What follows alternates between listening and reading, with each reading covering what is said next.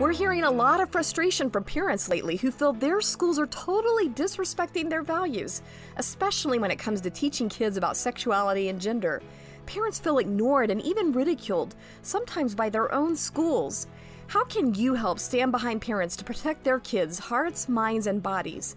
Welcome to Speak Up Virginia, equipping you to speak up on the life, family, and freedom issues that matter most to you. From the Family Foundation, I'm your host, Candy Cushman, and I'm joined today by our president, Victoria Cobb. Well, Victoria, we were talking the other day about how one of your kids is a true creative. So I got to ask you, what are some of the most fun and challenging moments of parenting a really creative kid? Yeah, I have to admit, Matt and I are analytic types. We did not expect to have a child that was super creative because we just can't relate to that. So it's been, I think, the most interesting of all of our parenting journeys of trying to help ourselves and other people around us not sort of crush her spirit because it's tempting to try to put her in the lines, try to put her in the box, you know. When she was young, she did a lot of free-spirited artwork that sometimes wasn't in the right places. A lot of times, actually, she would take things and put them all over her body, you know, lotions, and that was her expression, but it's challenging. So what do you do? Like, bring that more tangible for us. What do you do to not crush that spirit? What are some ways to give freedom but still have some reasonable boundaries for everyone else in the house? Well, my favorite actually was a teacher who tried to do this well for Emma. Emma, if you remember when you're little and you have lined paper and you're trying to learn cursive on these 3 lines, we get home a piece of paper and it's turned the wrong way. So the lines are going straight up and straight down, and she has written across them. And so literally this teacher just said, hey, Emma, next time maybe you use the lines the other direction. And it wasn't this, you failed the assignment, you know, you got it all wrong. It was just sort of like, and there was a little smiley face. And I just thought, you know, there's a teacher who's understanding that this child thinks outside of the box. I can't even comprehend doing that myself. And it was, but you're just trying to go, hey, I appreciate that you see the world differently. Some things do have to go within the lines, and here's how you do it. But you just got to do it with love. All right, well, let's jump right into today's more serious topic, and that's what is happening with this whole promotion of transgenderism, really gender confusion in all of our K-12 schools across Virginia. Even as we speak right now, there is a huge battle going on. Yeah, that's right. People may have heard because it has literally lit up the internet, but up in Northern Virginia, in Loudoun County, we have a situation where a physical ed teacher just went in front of a microphone at a school board meeting to say, look, I'm not on board with the policy you're about to push. As we might remember, Virginia has these transgender guidelines, and they've told every county you must pass them. And this teacher simply went up to say, look, I'm a teacher, but I serve God first. And then went on to explain that he couldn't support the policies. Basically, he could not lie to students about reality, both as a phys ed teacher who deals in the very practical differences between males and females, and also as a Christian. And he simply said, I'm not going to be a part of that. And the next thing we know, he's been put on administrative leave for simply voicing that opinion. Yeah, let's just take a moment to hear his comments. I'm a teacher, but I serve God first, and I will not affirm that a biological boy can be a girl and vice versa, because it's against my religion, it's lying to a child, it's abuse to a child, and it's sinning against our God. It is so heartening to hear an educator putting kids first to the point where he's willing to risk his job. Yeah, I mean, you got to realize, remember when these policies passed? So we had the Virginia General Assembly pass these policies and told the DOE to make these regulations. Well, guess what? When that happened, there were 9,000 comments and 2-to-1 against these policies. He's speaking for a lot of parents, exactly. And he's speaking in the role of a teacher, which is that much more powerful. But it just tells you how much of an agenda we have when someone can't speak out. Thankfully, there's been a lawsuit filed. People are going to work to save this guy's job. There's going to be community support and there's going to be legal support, because you should not be fired for standing up for what is right and also for acting out of your faith. That's what our founders intended. And let's just give a really quick overview of some of the worst parts of this policy and why it is so disturbing. And I'll just start out with saying, first of all, it forces every K-12 school to allow boys identifying as girls, for instance, to use the girls' bathroom or change in female locker rooms. And this can be done without ever notifying parents. And the key word there is force. This policy does not make it optional for schools to come up with their own solutions. It says you have to allow this. That's right. It pretty much eliminates students' rights to expect physical safety and privacy in vulnerable areas, such as locker rooms, restrooms, and overnight field trips where they have sleeping quarters, like a hotel or something like that. We hear a lot about transgender rights, and we can all agree that every child should be protected from harm. But no one ever talks about the harm that's done to very young girls who feel powerless to expect physical safety in the presence of biological males, not to mention young men who don't want to change in front of biological girls. And another thing that's super concerning about this policy is that it blatantly encourages schools to keep secrets from and really outright deceive parents.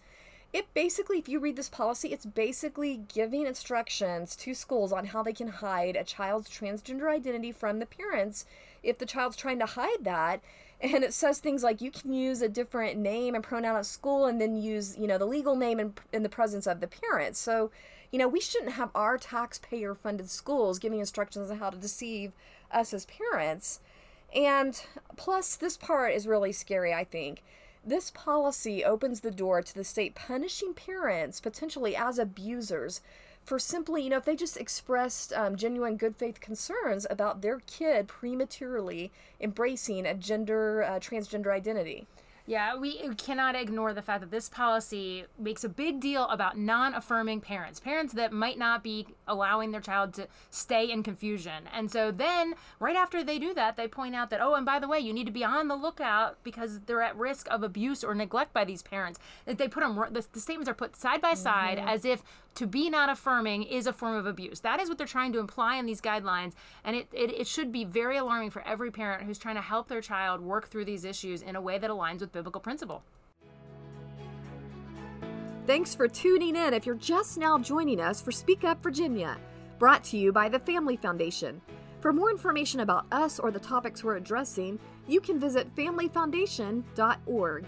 That's familyfoundation.org.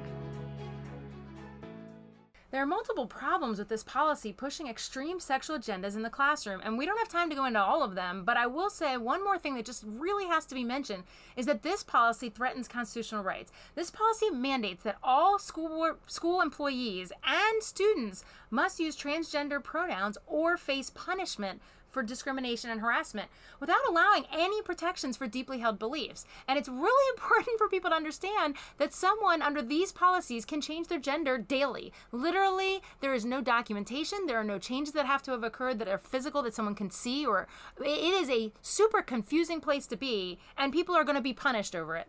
If a student says they want to be referred to by some of these really just invented gender pronouns like Z instead of he, their peers and teachers could basically be charged with discrimination and even harassment if they are saying they can't use that term because of their deeply held biblical beliefs, or that they feel like it is imposing a lie on kids, like that teacher tried to explain.